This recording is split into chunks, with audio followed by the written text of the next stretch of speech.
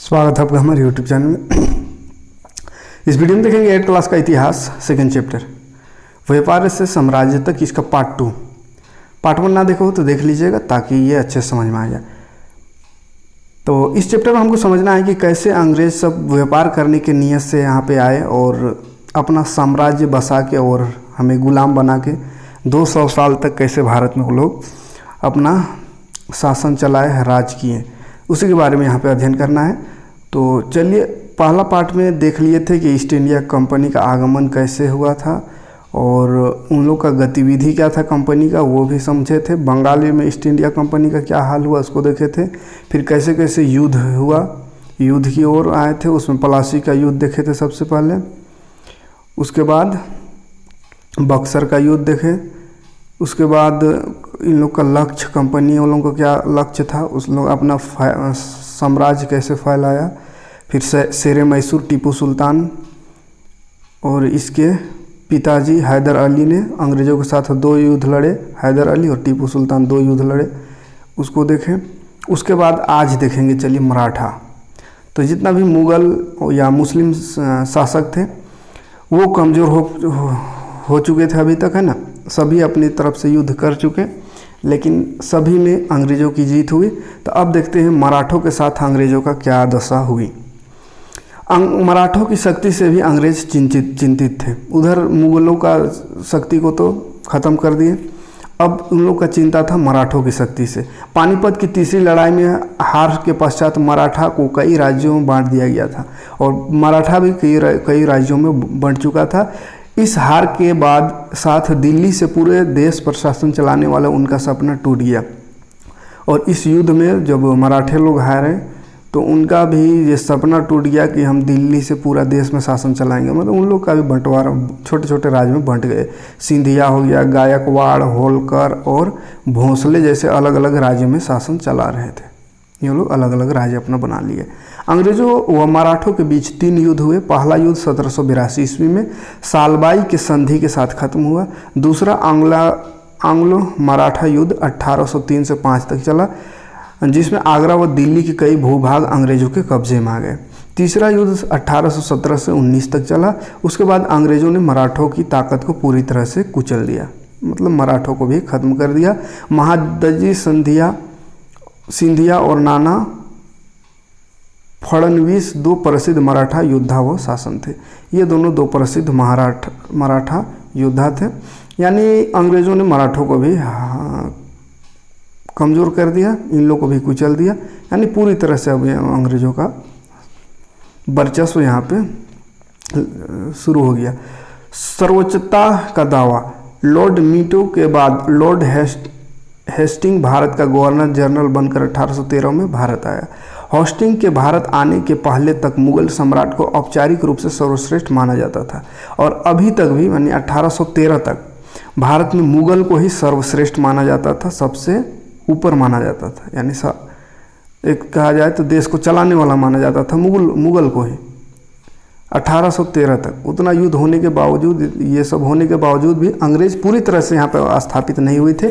शासन मुग़लों के हाथ में ही था।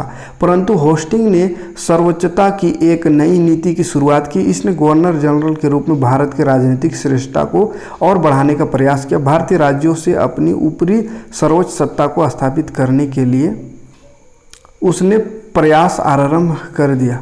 इसके लिए उसने भारतीय रियासतों का अधिग्रहण किया। आवश्यकता अनुसार उन्हें धमकाया भी, परंतु इसके फलस्वरूप उसे विरोध का भी सामना करना पड़ा। जैसे कितूर पर कब्जा करने के प्रयास में रानी चेन्नम्मा ने अंग्रेज़ों के विरुद्ध हथियार उठाकर आंदोलन शुरू कर दिया। 1830 ईस्वी के अंतिम दशक में कंपनी रूस के फैलते प्रभाव से भी सशंकित थे। उत्तर पश्चिम भारत में अफगानिस्तान और सिंध पर विजय के पश्चात भय कम हो गया। पंजाब में रणजीत सिंह से उसे भारी विरोध कर सामना करना पड़ा, लेकिन अंततः 1849 ईस्वी में अंग्रेज़ों ने पंजाब पर अधिकार कर लिया।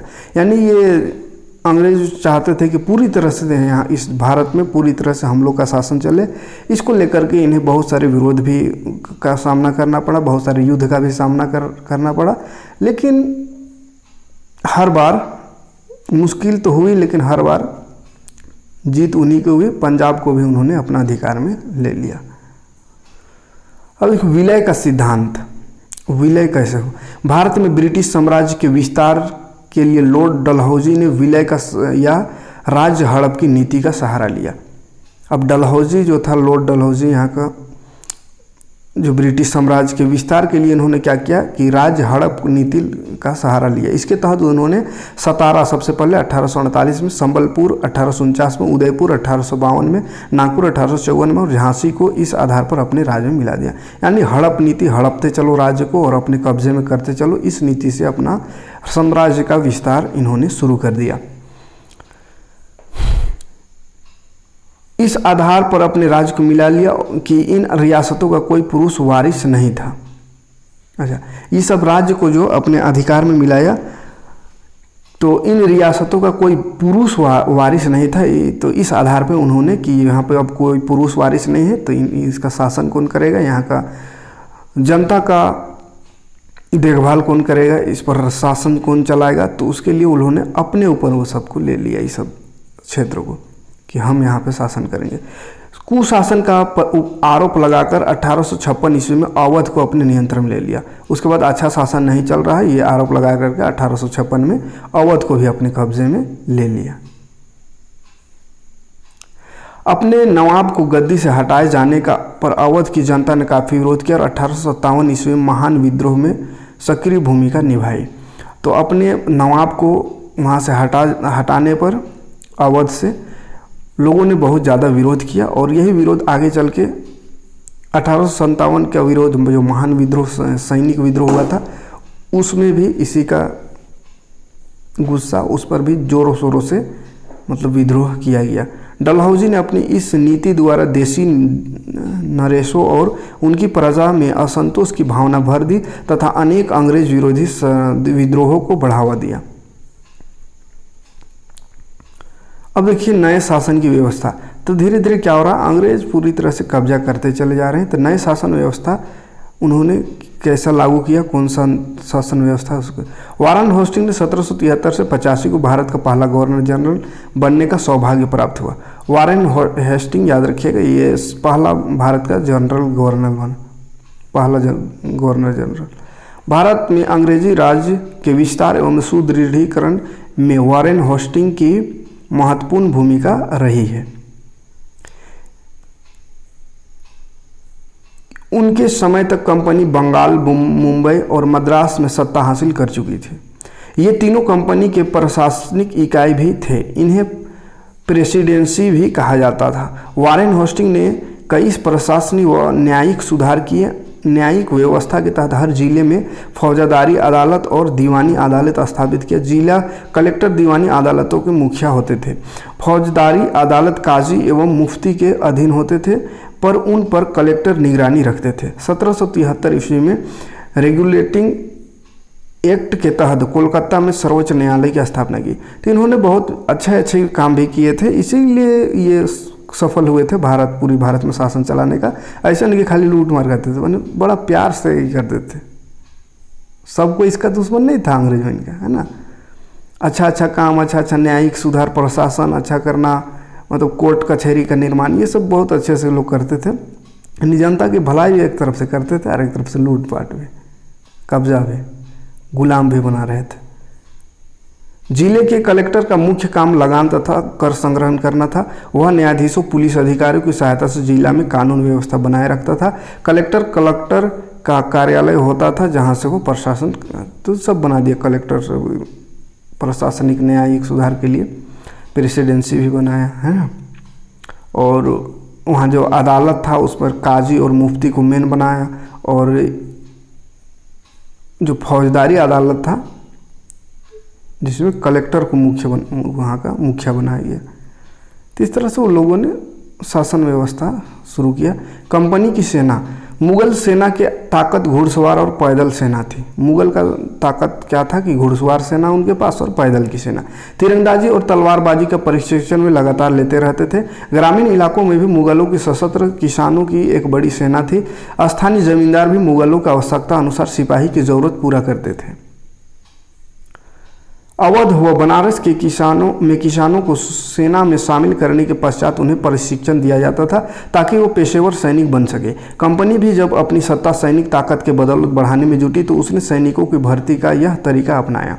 उन्हें सिपाही कहा जाता था। 1820 ईस्वी के दशक में घुड़सवार टुकड़ियों की ज़रूरत कम होती गई और पैदल टुकड़ियों का महत्व बढ़ता गया। बर्मा, अफगानिस्तान और मिस्र में ब्रिटिश फौजें लड़ रहे थे, जिसके कारण अंग्रेज़ों ने अपनी सेना को सशक्त करने के लिए यूरोपीय ढंग से प्रशिक्षण एवं अनुशासित करना शुरू किया। इस कड़ी में अपनी सेना को सशक्त करने के लिए अंग्रेज कभी कभी जाति एवं समुदाय की भावनाओं को भी ध्यान में नहीं रखते थे, जिसकी वजह से सेना में असंतोष बढ़ता जा रहा था। अब देखिए अंग्रेजों ने क्या किया, धीरे धीरे यहाँ पे अपना सेना भी बनाना स्टार्ट कर दिया और सेना में यही भारतीय लोग को ही ले रहे थे, है ना, और इनको अच्छे से अच्छे ट्रेनिंग भी दे रहे थे। लेकिन ये लोग अपना सेना को मजबूत बनाने के चक्कर में अंग्रेजों ने जाति, समुदाय, ये सब का जो भावना है, जाति का भावना, अपना अपना सबका जाति में कुछ नियम कानून होता है, तो ये सबको ये लोग ताक रखते थे। ये लोग नहीं मानते थे कि कौन जाति है, कौन धर्म है, उनका क्या मान्यता है, क्या है, वो सबको ध्यान में नहीं रखते थे, उनकी भावनाओं को ठेस पहुंचाते थे, जिसके वजह से क्या हुआ, सेना में धीरे धीरे असंतोष की भावना बढ़ती गई। ईस्ट इंडिया कंपनी धीरे धीरे एक व्यापारिक कंपनी से एक औपनिवेशिक शक्ति बनती गई। भाप के सहारे चलने वाले समुद्री जहाज़ों के कारण अब अंग्रेज अपने परिवार आसानी से भारत लाने लगे।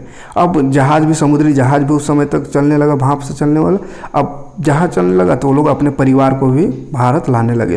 पहले उन्हें इस समुद्री यात्रा में 6 से 8 महीने का समय लगता था, परंतु भाप के सहारे चलने वाले समुद्री जहाज़ से ये सफ़र 2-3 सप्ताह में पूरी हो जाती थी। तो पहले वो लोग जाते थे तो 6 से 8 महीना लगता था सफ़र में। अब भाप का इंजन के सहारे जो समुद्री जहाज़ चलने लगा तो 2 से 3 सप्ताह में 1 महीना लगता था और पहुंच गए, उन लोगों का सफ़र पूरा हो जाता था।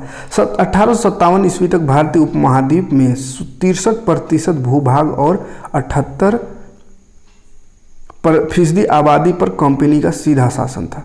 बताइए 1857 होते होते कितना, 63% भूमि पर पूरा अंग्रेज का शासन चलिए। देखिए यहाँ पे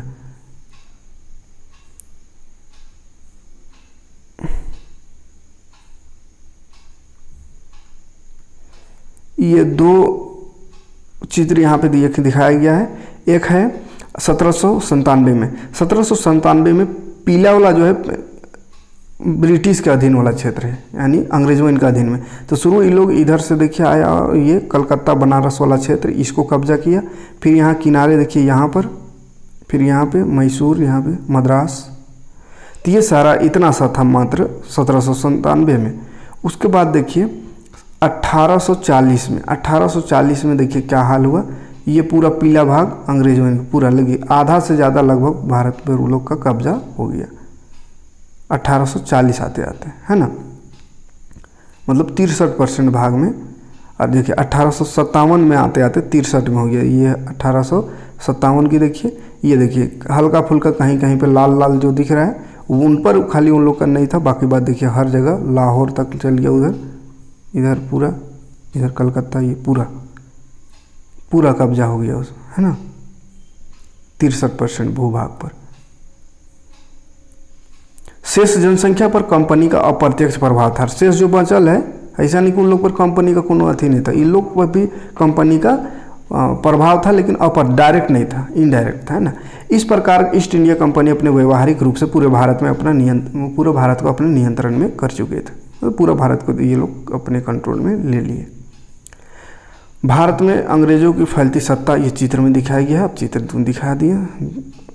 अब देखिए झारखंड में कंपनी का प्रवेश कब हुआ, ये अभी तक तो बस खत्म हो गया है। ये मतलब समझे कि कैसे ये लोग आए और धीरे धीरे करके पूरा भारत में कब्जा कर लिया, अपना शासन चलाने लगे। अब देखिए झारखंड में क्या हुआ इन लोग का, झारखंड में कब आए ये लोग, उसको थोड़ा देखते हैं।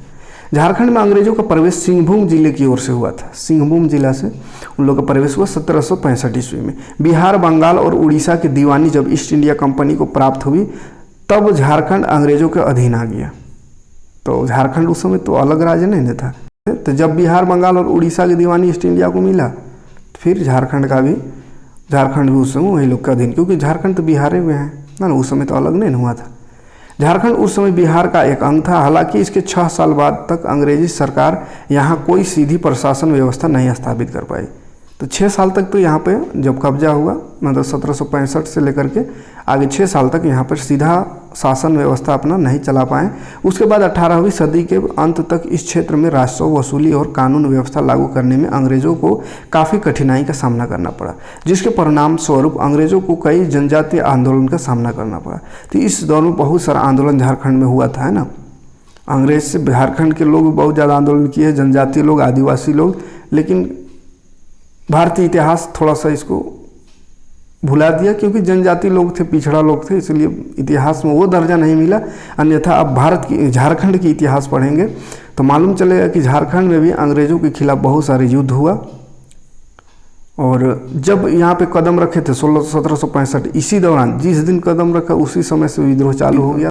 बहुत सारा विद्रोह हुआ था समय समय पर, लेकिन इतिहास में उतना जगह नहीं मिला इसको। बस झारखंड का इतिहास पढ़िएगा तब मिलेगा, भारत का इतिहास में इसका जिक्र उतना नहीं है। 18वीं सदी तक अंत क्षेत्र ये हो गया। उसके बाद देखिए अंग्रेजों के जनजातीय आंदोलन का सामना करना पड़ा। दीवानी मिलने के 2 वर्ष बाद 1767 ईस्वी में अंग्रेजों ने सिंहभूम प्रवेश के तुरंत बाद विद्रोह मानभूम के अपदस्थ राजा जगन्नाथ ढाल के नेतृत्व में शुरू हो गया। देखिए प्रवेश होने के तुरंत बाद विद्रोह शुरू हो गया मानभूम में राजा जगन्नाथ ढाल के नेतृत्व में, जिसे ढाल विद्रोह के नाम से जाना जाता है। अंग्रेजों के आगमन के साथ झारखंड में विभिन्न क्षेत्रों में सत्ता और शासन के साथ शोषण के अन्य एक नए अध्याय की शुरुआत हो गई। 1793 में अंग्रेजों के परमानेंट सेटलमेंट कानून के बाद शोषण एवं दमन का चक्र तेजी से चलने लगा और उसके खिलाफ आदिवासी संघर्ष की शुरुआत हुई। तो बहुत सारा संघर्ष, आदिवासी संघर्ष हुआ अंग्रेजों के साथ जब उन लोग यहाँ पे आए, झारखंड में कदम रखें। तो वही सब यहाँ पे आपको, क्योंकि स्पेशल ये अब झारखंड का बुक अलग होकर बहुत अच्छा हुआ कि यहाँ पे झारखंड का इतिहास को दर्जा दिया गया है। अन्यथा पहले जो NCERT बुक था उसमें झारखंड का उतना ज़्यादा जिक्र नहीं था। आपको आगे चल के पूरे झारखंड में कौन कौन सा विद्रोह हुआ, कैसे झारखंड के लोग, आदिवासी लोग अंग्रेज़ों के खिलाफ कितने युद्ध किए, कैसे लड़े, सारा कुछ पढ़ना है ना। तो यही फ़ायदा है ये JCERT का। नहीं तो पहले NCERT में था कि झारखंड का उतना जिक्र नहीं था, क्योंकि NCERT वो ऑल इंडिया बुक था। अब ये सिर्फ स्पेशल झारखंड के लिए है। तो झारखंड का इतिहास यहाँ पे मिलेगा, झारखंड का भूगोल भी मिलेगा, झारखंड का नागरिक शास्त्र माने झारखंड की पॉलिटी भी मिलेगी, है ना। तो सब कुछ झारखंड का स्पेशल यहाँ पे पढ़ना है।